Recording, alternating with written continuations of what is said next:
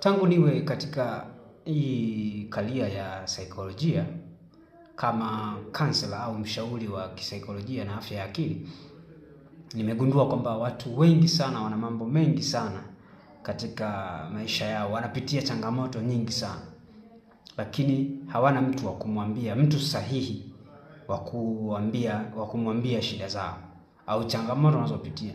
Sio kwamba hawahitaji kusema au kufunguka, ila wanashindwa wamwambie nani mwaminifu na nani atawasaidia. Wanaweza wakataka kuwaambia, lakini wanakata tamaa kwa sababu wanaona hakuna mtu anaweza akawasaidia. Kwa mfano, shida ya umaskini labda, au mtu ana ndoto zake, anataka afike mbali, ajikwamue pale alipo, lakini akiangalia kushoto, kulia, mbele, nyuma, hakuna mtu anaweza akamsaidia, hata mtaji, hata 100 tu, hakuna. Kwa hiyo watu wanapitia shida nyingi sana na hawana watu wako nani. Wamefika hatua sasa, zile shida wanazozipitia na matatizo wanayoyapitia kila siku, wamefika hatua sasa wamehama kwenye maisha ya kawaida, wapo kwenye maisha ya shida sana ya kisaikolojia.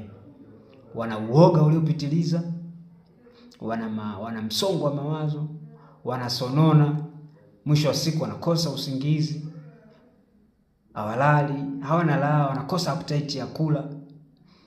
Akiamka mtu neno lake ukimuuliza vipi, mimi sielewi. Yaani yeye ndio imekuwa kauli yake, mpaka imekuwa kama ndio jina lake. Hapa mimi sielewi mwanangu, hapa mimi sielewi. Yaani kila wakati yeye haelewi afanye nini. Na haoni wapi pa kutoa mizigo yake. Wengine wana hapo pa kutoa mizigo yao, lakini wengi wao hawana. Tunafanyaje?